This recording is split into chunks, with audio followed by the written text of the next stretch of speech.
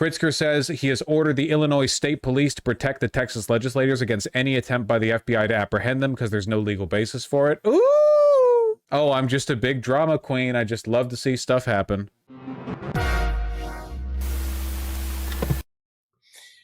But, you know, the fact is that neither Texas nor the FBI at the federal level have the ability to arrest these Texas Democrats who are breaking quorum. They just don't. There is no legal precedent for that. There's no law on the books that would allow them to do that. So as you know, I've been saying, they're all allowed to visit Chicago or Illinois and take in the great view of our lake and our city and enjoy the great restaurants that we have. But they won't be taking anybody home. No, I'm not laughing. I hear Chicago has a great eating scene. It's just funny to do a little bit of city cheerleading while you're talking about a potential standoff with the federal government. Home with them or away from the state. We are protecting those Texas House Democrats, and they are protecting, frankly, the entire country in what they do. Let me add one more thing, Ben. There was a threat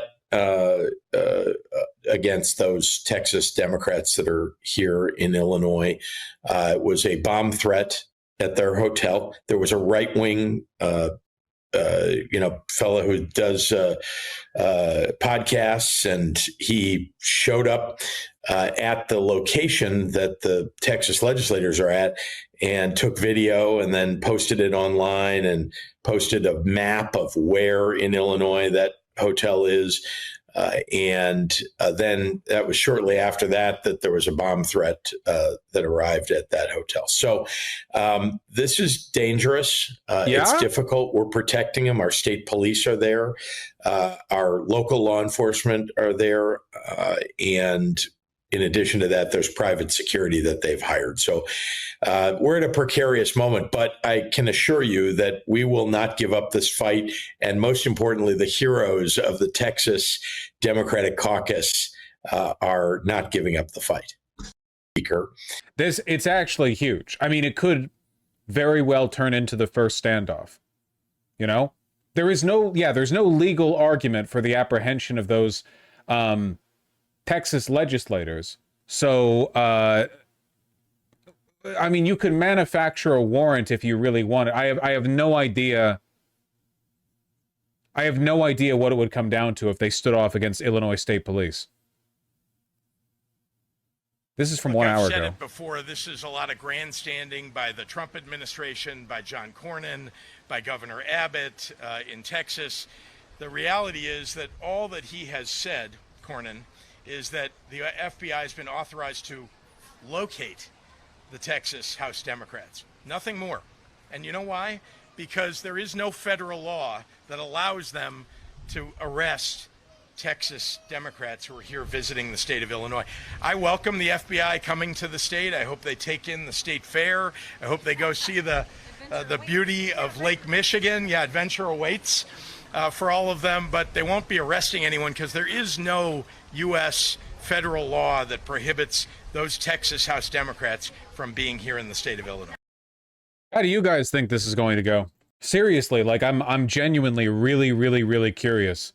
There have been a dozen standoffs. The Dems don't have the balls to do anything. Well, but this situation is different. It's an actual.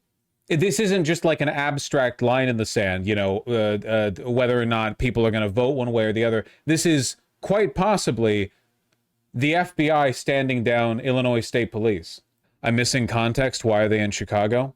So the Texas Republicans want to redistrict their state to gerrymander it in favor of Republicans so that they win more seats in the 2026 midterms. They're hoping to do that now.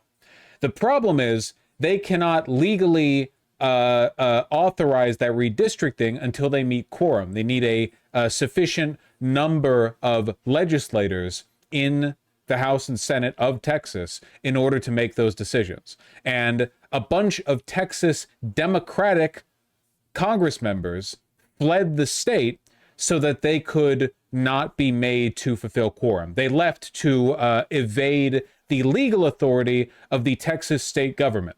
Basically, they're trying to delay an inevitable vote, but By delaying it, they draw more attention to it, they protest against it. I'm fully supportive of what they're doing. A lot of them have fled to states that are supportive of what they're doing, the most notable of which is Illinois, because Pritzker has welcomed them in and has, as he's personally wealthy, given them free room and board at hotels owned by his family. What could the feds really do? I mean, they're the feds. They can do anything. The question is, what can they legally do? Legally, nothing. Whether or not they actually do something, however, why is the law stopping them on this? Because that's the law. I don't know what you mean. Do you think Illinois State Police will actually stand off against the FBI, or they just let them walk in? The state police have every legal authority to block the FBI from conducting an arrest of those officials if they choose to. It's really just a matter of whether they have the orders and whether they have the stones. Local police hate feds? Typically, yeah. Though I think it's possible that historical relation might be compromised a bit by the fact that 99% of all cops are subhuman conservatives, and they might view those feds as an extension of Trump. You know, so I guess it really depends. Pritzker recently banned AI therapists. Yeah, I saw that. I mean, Republicans don't give a shit about the law at any other time. Yeah, well, there's a lot of ambiguity when it comes to what laws you feel like you can and can't break. Laws are a social contract, after all. Think of it just like testing the limits of your permissive parents, I guess. Where there are some rules that you can break, but there are some you know you can't. And the only way to know what you can or can't break is to have kind of a nuanced understanding of what sets them off. It's very complicated. Heads of most state police understand the political catastrophe of nationwide redistricting. This is like fall of republic shit. I don't think that the average cop understands anything, to be honest with you. Well, the head of police isn't a regular cop. You're right. They're meaner. Can Abbott just remove them from their seats without trying to force their way in? I think that there is a process that can be initiated to declare those representatives absent. And after they're declared absent, they need to be replaced. But that's a lengthy process. I think that Abbott wants to take the short road through. I think Abbott is also aware of the optics of basically every single Democratic legislator in the state getting replaced overnight by a bunch of, Republican toadies who will then immediately rubber stamp anything he wants done. Abbott can do that, but it won't matter because they need to be elected with a replacement who would be a Democrat who would also break quorum again. My understanding is that Abbott has the authority to temporarily appoint people. Am I incorrect on that? No, he does not? Okay. Well, then if that's the case, yeah, he might be up shit creek a little bit. That would be insane. I hope you're incorrect on that. Well, Texas is not a democracy, so...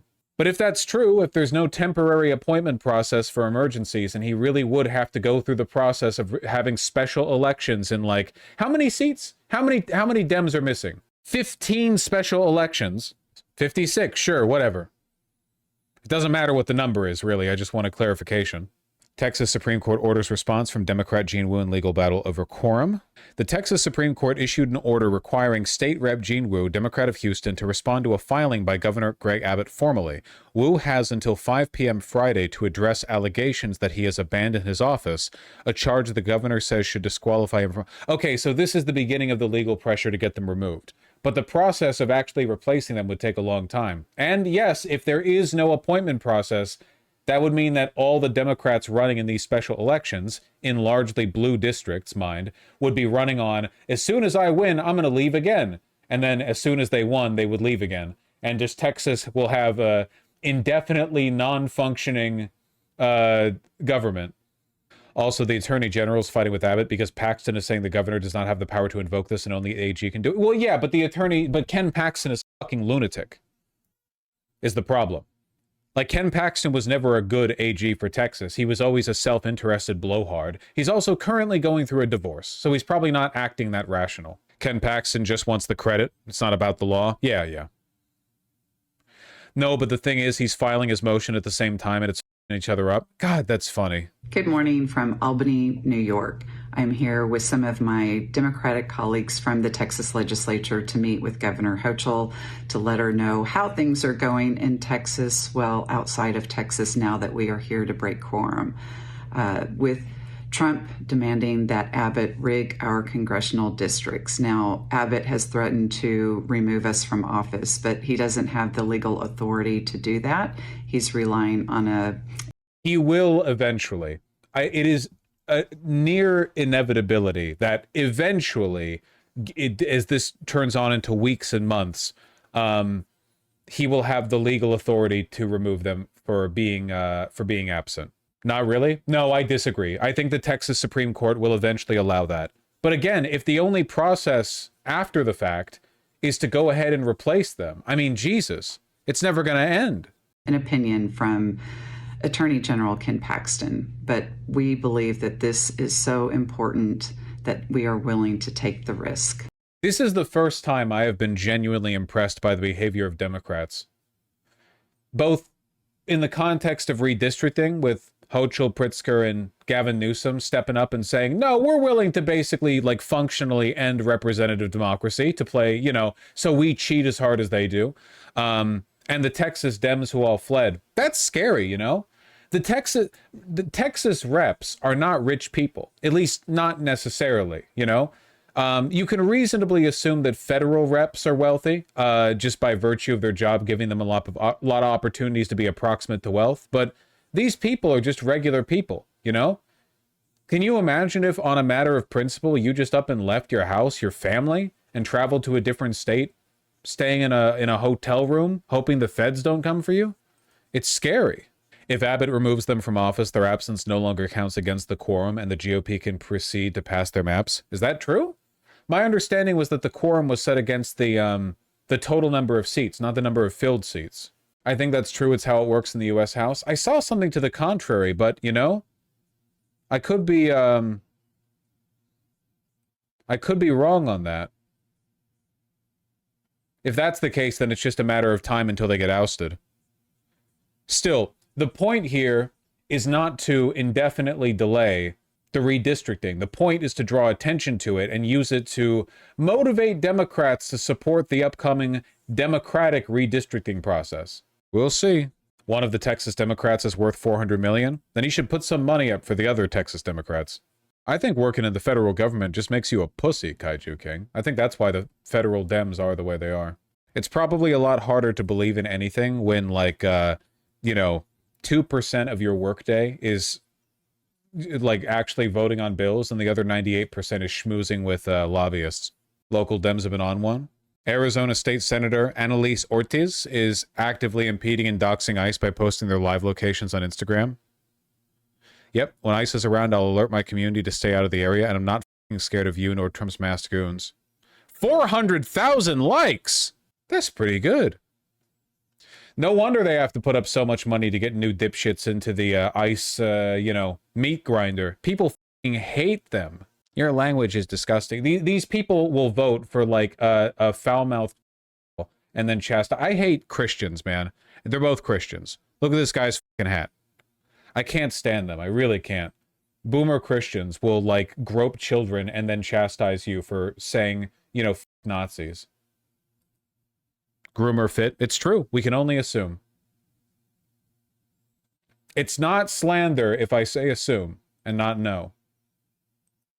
Curious George's handler. Oh, he handles Curious George, all right. Piece of shit. Say allegedly. Allegedly! Allegedly. Whew.